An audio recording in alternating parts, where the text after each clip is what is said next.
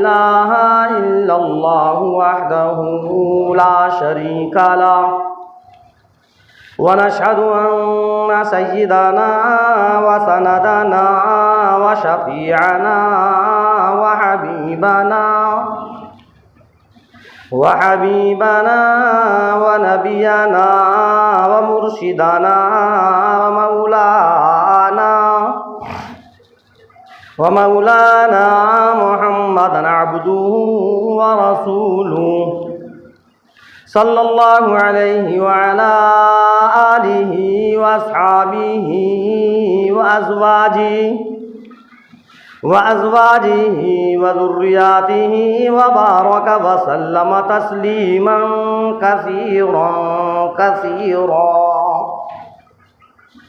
अम्मा बअद, अऊज़ु बिल्लाहि मिनश शैतानिर रजीम। बिस्मिल्लाहिर रहमानिर रहीम। क़ुल या इबादियल्लज़ीना अस्रफ़ू अला अन्फ़ुसिहिम ला तक़नतू मिन रहमतिल्लाह इन्नल्लाहा यग़फ़िरुज़्ज़ुनूबा जमीअन इन्नहु हुवल गफ़ूरुर रहीम। सदक़ल्लाहुल अज़ीम। अल्लाहुम्मा सल्लि अला मुहम्मदिन व अला आलि मुहम्मद कमा सल्लैता अला इब्राहीम व अला आलि इब्राहीम इन्नका हमीदुम मजीद। अल्लाहुम्मा बारिक अला मुहम्मदिन व अला आलि मुहम्मद कमा बारकता अला इब्राहीम व अला आलि इब्राहीम इन्नका हमीदुम मजीद। मोहतरम हज़रात, सामिईन इकराम, अज़ीज़ साथियों,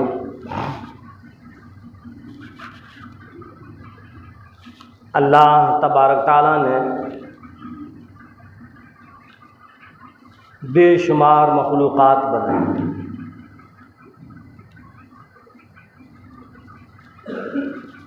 कुछ ऐसी मखलूक हैं जिनको हम और आप जानते भी नहीं, और उन मखलूक़ात में एक ऐसी मखलूक है जिससे गुनाह होता ही नहीं, कभी अल्लाह की नाफरमानी नहीं करती वो मखलूक। और एक ऐसी मखलूक है जो गुनाह भी करती है, नेकियां भी करती है। उस मखलूक के अंदर कुछ ऐसे हैं जो गुनाह ही गुनाह करते रहते हैं, अल्लाह की नाफरमानियों में लगे रहते हैं, और कुछ ऐसे हैं जो अल्लाह के फर्माबरदार मुत्तकी परहेजगार हैं। वो कौन सी मखलूक है जिससे कभी गुनाह नहीं होता, कभी खुदा की नाफरमानी नहीं होती? वो फरिश्ते हैं, वो भी अल्लाह की मखलूक है। और जिस मखलूक में अल्लाह के फर्माबरदार भी हैं, नाफरमान भी हैं, गुनहगार भी हैं, मुत्तकी परहेजगार भी हैं, नेक भी हैं और बद भी हैं, वो इंसान है, जिन्नात है। जिस तरीके से इंसान के अंदर इबादत गुजार भी हैं और नाफरमान भी हैं, इसी तरीके से जिन्नातों के अंदर भी इबादत गुजार भी हैं और गुनहगार भी हैं, नाफरमान भी हैं। अल्लाह तबारक ताला ने इन तमाम की तमाम मखलूकों में सबसे ज़्यादा अहमियत और फजीलत वाली जो मखलूक बनाई वो यही हज़रत इंसान है। अल्लाह ने इस मखलूक की तारीफ़ बयान खुद कुरान करीम के अंदर। अब जब अल्लाह तबारक ताला ने हमको अशरफ बनाया, सबसे आला बनाया, सबसे बेहतर बनाया, तो फिर हमारी भी ये जिम्मेदारी है कि हम अल्लाह के हुक्मों को पूरा करें, अल्लाह की फर्मा बरदारी करें, अल्लाह के अहकाम पर चलें, कोई ऐसा काम ना करें जिससे रब्ब करीम की नाराज़गी हो। ये हमारी जिम्मेदारी है। उस वहदहु ला शरीक, उस परवरदिगार आलम, उस रब्ब कायनात का एहसान और उसका फजल व करम है कि वो अपने बंदों को गुनाहों के बावजूद, गलतियों के बावजूद, नाफरमानियों के बावजूद, अपने अहकाम को टूटने के बावजूद फिर भी अल्लाह तबारक ताला अपने तमाम के तमाम बंदों को खिला रहा है, पिला रहा है। ऐसा नहीं है कि ये मेरे नाफरमान हो गए, लाओ मैं इनका खाना बंद कर दूं, इन्होंने मेरे हुक्मों को तोड़ना शुरू कर दिया, लाओ मैं इनका पानी बंद कर दूं। नहीं, अल्लाह अर्हमुर राहिमीन है। अल्लाह अपने बंदों को मौका देता है कि देखो, अगर गलती हो गई है, अगर गुनाह हो गया है, अगर खता हो गई है, अगर लग़ज़िश हो गई है, तो तुम मेरी रहमत से नाउम्मीद मत होना, तुम तौबाएं करो, अल्लाह के सामने रो और गिड़गिड़ाओ। अल्लाह रब्बुल इज़्ज़त सारे के सारे गुनाहों को माफ़ कर दे। वो इतना बड़ा अर्हमुर राहिमीन है। आज हम अल्लाह की नाफरमानियाँ करते हैं, अल्लाह के हुक्मों को तोड़ते हैं, नमाज की पाबंदी नहीं, लोगों को परेशान करना, लोगों को तकलीफ़ें देना, लोगों की बुराइयां करना, और अगर उनसे कहा जाए अरे भाई हम तो गुनहगार हैं, हम तो हैं ही जहन्नमी, ऐसे अल्फाज ये 15वीं सदी का मुसलमान कहता है, भाई हम तो गुनहगार हैं, हम तो जहन्नमी हैं। अल्लाह रब्बुल इज़्ज़त फरमाता हो, मेरे बंदे मेरी रहमत से नाउम्मीद मत हो। इरशाद फरमाया परवरदिगार आलम ने, रब्बे कायनात ने, मालिक हकीकी ने, जो सारे के सारे आलम का रब, कुल या इबादियल्लज़ीना असरफू अला अनफुसिहिम, परवरदिगार आलम रब्बे कायनात प्यारे हबीब सरकार दो आलम सल्लल्लाहु अलैहि वसल्लम से फरमा रहा है, कुल या इबादी। अल्लाह रब्बुल इज़्ज़त अपने बंदों के लिए सरकार दो आलम सल्लल्लाहु अलैहि वसल्लम से फरमा रहा है कि मेरे महबूब, कुल या इबादी अल्लज़ीना असरफू अला अनफुसिहिम, आप फरमा दीजिए, आप बतला दीजिए अल्लाह के फरमान को। कौन कह रहा है? अल्लाह रब्बुल इज़्ज़त फरमा रहा है, कुल या इबादी, आप फरमा दीजिए, आप कह दीजिए। अल्लाह रब्बुल इज़्ज़त का फरमान, ऐ मेरे बंदों। और कौन से बंदे?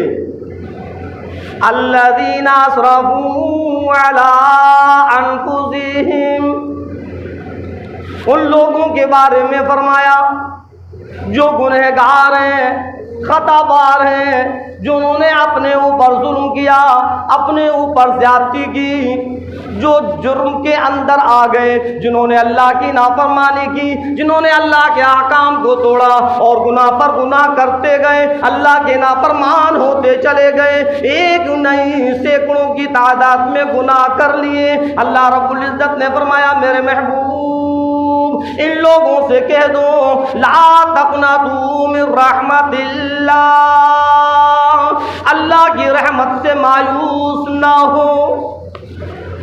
जो हम कह देते हैं ना कि अरे हम तो गुनहगार हैं, हम तो हैं ही जहन्नमी, हम तो हैं ही गुनहगार, हम क्या करें?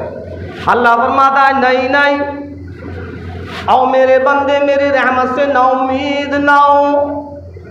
बंदा कहता है परवरदिगार आलम में नाउम्मीद नहीं, लेकिन मेरे गुनाह बहुत हैं, मेरे जुर्म बहुत हैं, मेरी गलतियां बहुत हैं, मेरी खताएं बहुत हैं। कदम कदम पर मैंने तेरी नाफरमानी की, कदम कदम पर मैंने तेरे हुक्मों को तोड़ा। ऐ परवरदिगार आलम, जमीन से आसमान तक अगर मेरे गुनाहों को रखा जाए तो सारा का सारा खला खत्म हो जाए। ऐ रब्बे करीम, मैं अपने गुनाहों से डरता हूँ, मैं अपनी खताओं से डरता हूँ, मैं अपनी लग़्ज़िशों से डरता हूँ। पहाड़ के बराबर मेरे गुनाह हैं। ऐ परवरदिगार आलम, क्या करूँ मैं अपनी गलतियों का? फरमाया परवरदिगार आलम ने, ला तक़नतू मिन रहमतिल्लाह, घबराने की ज़रूरत नहीं, मायूस होने की ज़रूरत नहीं, अल्लाह से नाउम्मीद होने की ज़रूरत नहीं। ला तक़नतू मिन रहमतिल्लाह, अल्लाह की रहमत से नाउम्मीद ना हो। कितने भी गुनाह हो, अल्लाह रब्बुल इज़्ज़त फरमा रहा है, कितने भी गुनाह हो, ला तक़नतू मिन रहमतिल्लाह, अल्लाह की रहमत से नाउम्मीद मत। इन्नल्लाह यग़फ़िरु ज़ुनुबा जमीआ, ये फरमाया परवरदिगार आलम ने कि बेशक अल्लाह तमाम गुनाहों को माफ़ कर देगा। समझ में आए? आज जो हम कहते हैं वे हम तो हैं ही गुनहगार, हम क्या करें? अब क्या करेंगे नमाज पढ़कर? हम तो हैं ही गुनहगार, हम तो जहन्नम में जाएंगे। क्यों? क्या गुनाह करने का सर्टिफिकेट लेकर आए हो? क्या अब अल्लाह हमारे गुनाहों को माफ़ नहीं करेगा? अल्लाह बड़ा अरहमुर राहिमीन है, कभी अल्लाह की रहमत से नाउम्मीद मत हो। अल्लाह ने खुद इस आयत के अंदर साफ साफ फरमा दिया, मेरे महबूब इन लोगों को बतलाओ जो अपने गुनाहों को लेकर नाउम्मीद होकर बैठ गए और अपने आप को मुजरिम समझने लगे, अपने आप को समझने लगे कि अल्लाह मुझको कैसे माफ़ करेगा। ला तक़नतू मिन रहमतिल्लाह, कितने भी गुनाह हो जाए अल्लाह की रहमत से नाउम्मीद मत हो। इन्नल्लाह यग़फ़िरु ज़ुनूबा जमीआ, बेशक अल्लाह तमाम के तमाम गुनाहों को माफ़ कर देगा। क्यों? इन्नहु हुवल गफूरुर रहीम, बेशक वो तो बहुत बड़ा गफूर रहीम है, बहुत बड़ा गफूर रहीम है। कितने भी गुनाह लेकर उसके दर पर आ जाओ और अल्लाह से तौबाएं करना शुरू कर दो, अपनी गलतियों की माफ़ी तलाफ़ी करना शुरू कर दो, अल्लाह हमारे गुनाहों को माफ़ कर देगा। ये मैं नहीं कह रहा, खुद अल्लाह का कलाम कह रहा है, अल्लाह का कुरान कह रहा है।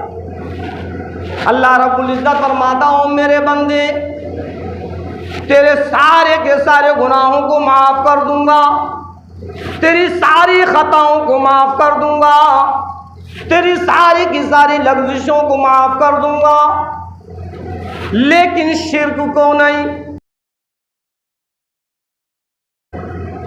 और ये फरमाया परवरदिगार आलम ने, कैसे माफ़ करूँ? इन्ना शिर्क लज़ुल्मुन अज़ीम, शिर्क तो बहुत बड़ा गुनाह है।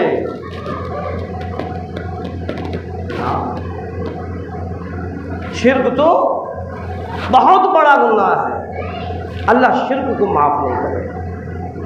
इसके अलावा जितने गुनाह हैं, जब अल्लाह माफ़ करने पर आ जाए तो सारे गुनाहों को माफ़ कर दे। बतलाया था मैंने कि अल्लाह जब माफ़ करने पर आ जाए तो छोटे से छोटे, बड़े से बड़े सारे गुनाहों को माफ़ कर दे,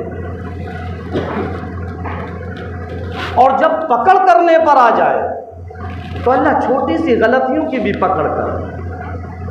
अब अल्लाह ने इस आयत के अंदर फरमा दिया, ला तक़नतू मिन रहमतिल्लाह, अल्लाह की रहमत से नाउम्मीद मत हो। अल्लाह अपने बंदों के गुनाहों को माफ़ कर देता है। इन्नल्लाह यग़फ़िरु ज़ुनूबा जमीआ, तमाम के तमाम गुनाहों को माफ़ कर देगा। इन्नहु हुवल गफ़ूरुर रहीम, अल्लाह बड़ा गफ़ूरुर रहीम है। सिर्फ एक गुनाह ऐसा है जिसको परवरदिगार आलम माफ़ नहीं करेगा जब तक कि वो तौबा ना करे और कलमे ला इलाहा इल्लल्लाह का इकरार ना करे, तब तक उसका वो गुनाह माफ़ नहीं। वो कौन सा गुनाह है? वो शिर्क है। कुछ ऐसी चीज़ें हैं हम मुसलमानों के अंदर जिसको हम नहीं समझते, और उन कामों को करने से हम शिर्क के अंदर मुब्तला हो जाते हैं। कौन सी चीज़ें हैं? बतलाया कि अल्लाह की सिफात के साथ, अल्लाह की ज़ात के साथ किसी को शरीक कर लेना। जो काम अल्लाह का है, जो सिफत अल्लाह की है, हमने उस सिफत को दूसरों के साथ खास कर दिया, बस इसी का नाम शिर्क है।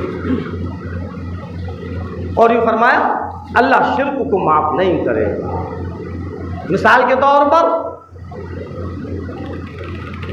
अगर हमको कोई भी चीज़ लेना है, रोज़ी में बरकत हो, औलाद की ज़रूरत हो, बीमारियों को दूर करने के लिए अल्लाह के सामने हाथ फैलाएं और अल्लाह से मांगें और अल्लाह से कहें अल्लाह हमारी रोज़ी के अंदर बरकत देगा, अल्लाह हमारी झोली में औलादों को डालेगा, अल्लाह हमारी बीमारियों को दूर करेगा। और यूँ फरमाया खबरदार खबरदार, अल्लाह के अलावा किसी और के दर पर जाकर अगर तुमने कुछ मांगने की जुर्अत की, अल्लाह इसको माफ़ नहीं करेगा। हाँ, बहुत से कहते हैं कि वे कब्रों पर नहीं जाएं। नहीं, कब्रों पर जाने के लिए मना नहीं है। अल्लाह के रसूल सरकार दो आलम सल्लल्लाहु अलैहि वसल्लम ने खुद फरमाया कि कब्रों पर जाया करो, कब्रिस्तान जाया करो, ताकि मुर्दों को देखकर मौत की याद ताज़ा हो जाए। उन पर फातिहा पढ़ने की भी मना नहीं। उनके ईसाले सवाब के लिए कुरान करीम की तिलावत करो, फातिहा पढ़ो, कोई मना नहीं करता। मना अगर किया तो परवरदिगार आलम ने सजदा करने के लिए मना किया। मना अगर किया तो परवरदिगार आलम ने चढ़ावा चढ़ाने के लिए मना किया। नजरो नयाज चढ़ावा चढ़ाना कब्रिस्तान में, कब्र पर, इस चीज़ की इजाज़त नहीं। सजदा करने की इजाज़त नहीं, कब्रों वालों से मांगने की इजाज़त नहीं। अगर हमने किसी कब्र पर सजदा कर दिया, हाथ उठाकर हमने उनसे औलादों को मांगना शुरू कर दिया, अगर हमने हाथ उठाकर उनसे डायरेक्ट कह दिया ख्वाजा साहब मेरे कारोबार से बड़ा परेशान हूँ, मेरे कारोबार के अंदर बरकत नहीं है, मेरे कारोबार को चलाओ। अब अल्लाह के बंदों, कारोबार को चलाने वाला रब है, रब के अलावा कोई और नहीं है। वो चीज़ अलग है कि वो अल्लाह के नेक मुत्तकी परहेजगार बंदे हैं, वो कुतुब अब्दाल हैं, वो वली और गौस हैं, अल्लाह के बहुत बड़े मुत्तकी हैं। लेकिन मांगना अल्लाह से है, अल्लाह के अलावा किसी और से मांगने की इजाज़त नहीं। सजदा करना अल्लाह के लिए है, किसी कब्र पर सजदा करने की इजाज़त नहीं। हाँ, जनाजा हमारे सामने रखा हुआ, परवरदिगार आलम ने इजाज़त दे दी हो मेरे बंदे नमाज जनाजा पढ़। इलाही क्या पढ़ूं? फरमाया परवरदिगार आलम ने सना पढ़ सकता है पढ़ ले, दरूद शरीफ पढ़ सकता है पढ़ ले, मैयत के लिए दुआ कर सकता है कर ले। इलाही रुकू करूं या नहीं? खबरदार जो तूने सर झुकाया। इलाही सजदा करूं या नहीं? फरमाया खबरदार जो तूने सर झुकाया। सजदा करने की इजाज़त नहीं, रुकू करने की इजाज़त नहीं। खड़े खड़े नमाज शुरू कर और खड़े खड़े अपनी नमाज को मुकम्मल कर। बंदा कहता इलाही है ये भी कोई नमाज? मैं तो फजर और ज़ुहर की नमाज में रुकू सजदे करता हूँ, चाश तबाबील की नमाज में रुकू सजदे करता हूँ, ईदें जुमे की नमाज में रुकू सजदे करता हूँ, तहज्जुद इशराक की नमाज में रुकू सजदे करता हूँ, चाश तबाबील की नमाज में रुकू सजदे करता हूँ। इलाही ये कैसी नमाज? ना कोई रुकू है ना कोई सजदा।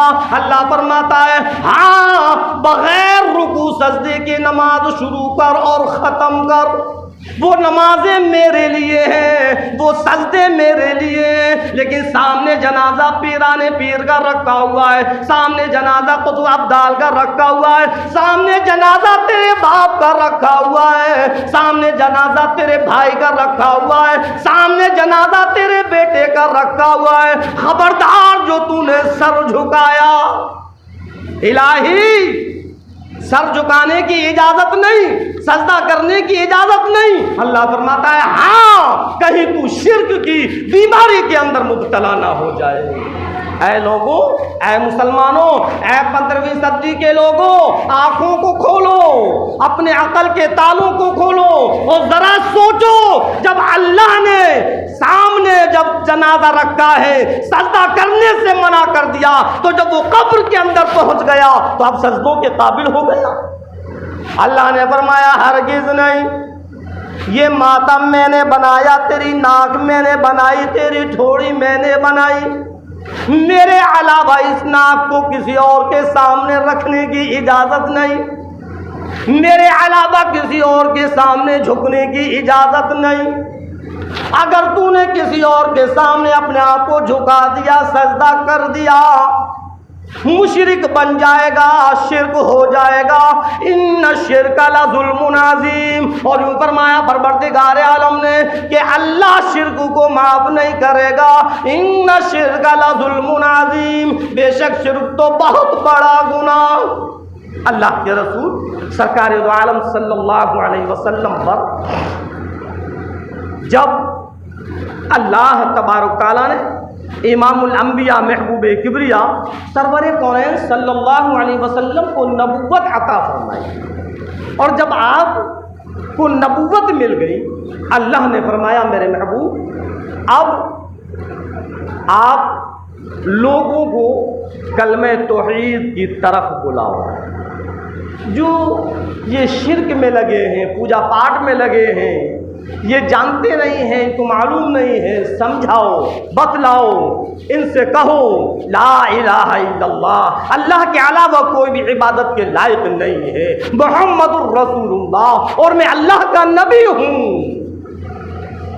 अल्लाह रब्बुल इज़्ज़त ने अपने प्यारे हबीब सरकार दो आलम सल्लल्लाहु अलैहि वसल्लम को बतलाया, और सरकार दो आलम सल्लल्लाहु अलैहि वसल्लम ने जब लोगों के सामने इस दावत को रखा तो आहिस्ता आहिस्ता आहिस्ता आहिस्ता लोग ईमान के अंदर आते गए।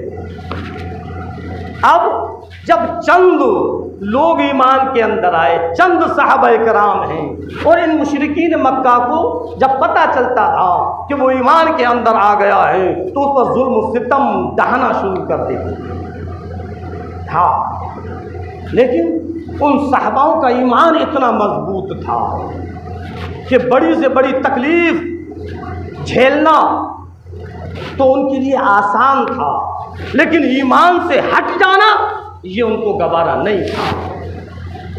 तो जब मुश्किलें ज़्यादा आने लगी और ये मुशरिकीन मक्का जब सहाबाए कराम पर अज़ियतें ज़्यादा डालने लगे, परेशान ज़्यादा करने लगे, तो अल्लाह ने हिजरत का हुक्म दे दिया और कहा मेरे महबूब इन लोगों से कहो कि ये हिजरत कर लें।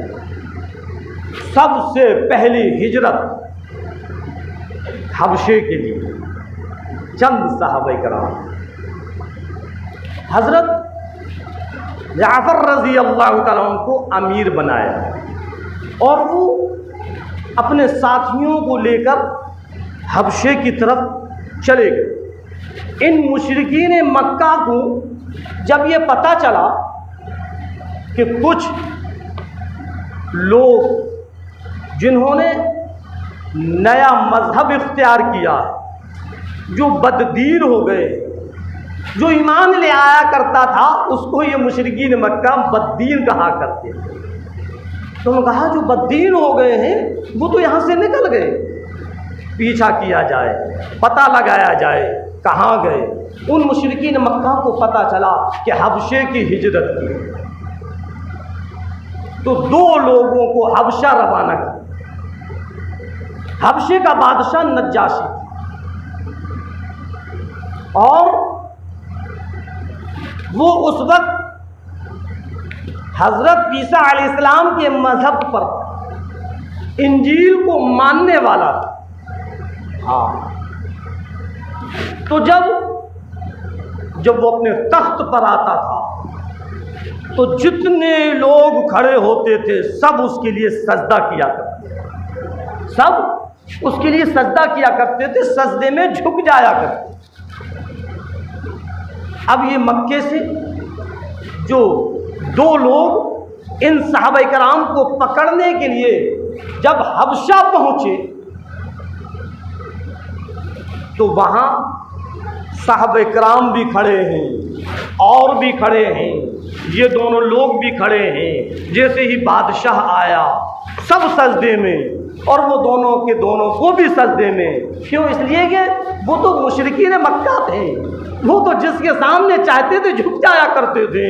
लेकिन ये सहाबाए कराम जिन्होंने कलमे ला इलाहा इल्लल्लाह को पढ़ लिया था, उन्होंने समझ लिया था कि अल्लाह के अलावा किसी के सामने नहीं झुकना, अल्लाह के अलावा किसी को सजदा नहीं करना, सीधे के सीधे ऐसे ही खड़े रहे, यूं ही खड़े रहे।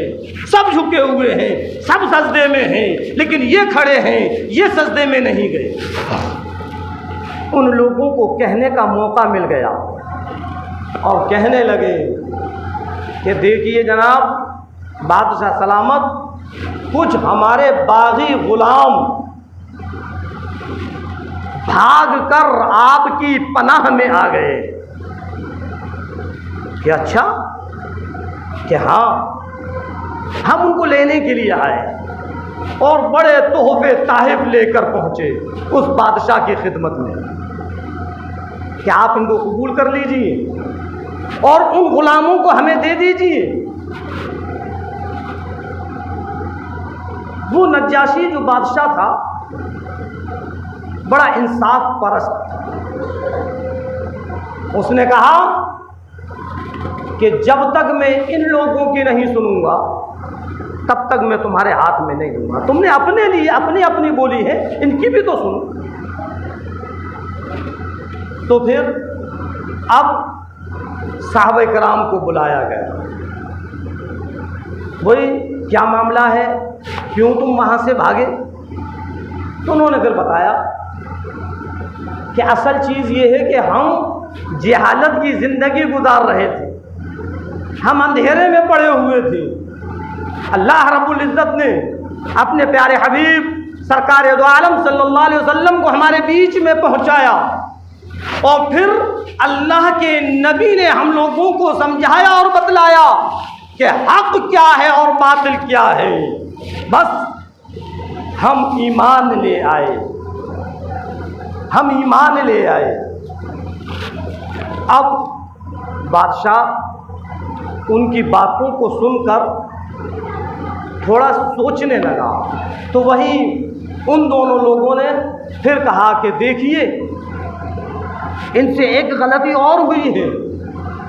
कि क्या गलती है? कि जब आप आए तो आपके अदब व एहतराम में सबने सजदा किया, लेकिन इन लोगों ने सजदा नहीं किया। इन्होंने आपका अदब नहीं किया, इन्होंने आपका एहतराम नहीं किया। तो बादशाह फिर कहने लगा, भाई तुमने सजदा क्यों नहीं किया, तुमने मेरा अदब एहतराम क्यों नहीं किया।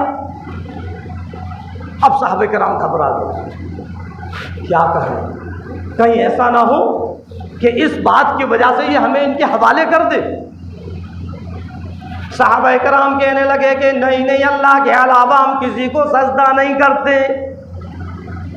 हमारे प्यारे हबीब सरकार दो आलम सल्लल्लाहु अलैहि वसल्लम ने बतला दिया, फरमा दिया, हमको सिखला दिया कि सजदा सिर्फ अल्लाह के लिए है, अल्लाह के अलावा किसी के लिए कोई सजदा नहीं। बादशाह कहने लगा, क्या तुम अपने नबी को भी सजदा नहीं करते। बादशाह ने कहा, क्या तुम अपने नबी को भी सजदा नहीं करते। साहबे कराम ने कहा, नहीं नहीं, नबी को भी सजदा नहीं, सजदा तो सिर्फ रब के लिए। अब ये बात भी उनकी खत्म हो गई। अब उन्होंने फिर दूसरी बात निकाली कि बादशाह सलामत, ये हजरत ईसा अलैहिस्सलाम के बारे में बहुत गलत बोलते हैं, क्योंकि उनको मालूम था कि ये हजरत ईसा अलैहिस्सलाम को मानने वाले हैं। तो अगर ईसा अलैहिस्सलाम के बारे में अगर कुछ कहा जाए तो बादशाह इन लोगों को हमारे हवाले कर दे। तो कहने लगे, हजरत ईसा अलैहिस्सलाम के बारे में इनका गलत ख्याल है, ये सिर्फ और सिर्फ नबी कहते हैं, खुदा नहीं कहते, खुदा का बेटा नहीं कहते। बादशाह आगे बढ़ा और कहा कि हजरत ईसा अलैहिस्सलाम के बारे में क्या ख्याल है, तुम्हारा कुरान क्या कहता है, तुम्हारा नबी क्या कहता है। हजरत इमाम जाफर रज़ी अल्लाह अन्हु आगे बढ़े और आगे बढ़ने के बाद सूरे मरियम की तिलावत करना शुरू कर दिया। और जब सूरे मरियम की तिलावत शुरू की है, चंद आयतें पढ़ पाए थे कि जितने के पादरी खड़े हुए थे सबकी आंखों से आंसू जारी हो गए, सब रोने लगे, यहाँ तक कि बादशाह रोने लगा। और फिर बादशाह ने कहा कि तुम अगर इनके बराबर सोना चांदी भी दे दो तब भी मैं इनको तुम्हारे हवाले नहीं करूँगा, जाओ अपने सारे तोहफे तारिफ लेकर वापस चले जाओ। और साहबे कराम से बादशाह ने कहा कि जब तक तुमको यहाँ से निकालने के लिए कोई कुछ नहीं कहेगा, जब तक तुम्हारा दिल चाहे यहाँ पर रहो। बड़ा नर्म मिजाज था। तो मैंने ये वाक़या जो बतलाया, असल चीज़ मैंने बतलाया कि सजदा अगर कहीं इजाज़त होती तो साहबे कराम नज्जाशी बादशाह के सामने भी सजदा करते थे, लेकिन नहीं, जानते हैं कि मौत कहीं ऐसा ना हो कि हम पर बादशाह का कहर टूट जाए, कहीं मौत के फंदे में हम ना आ जाएं, कहीं ऐसा ना हो कि बादशाह नाराज होकर हमको ख़त्म करवा दे, हमने सजदा नहीं किया।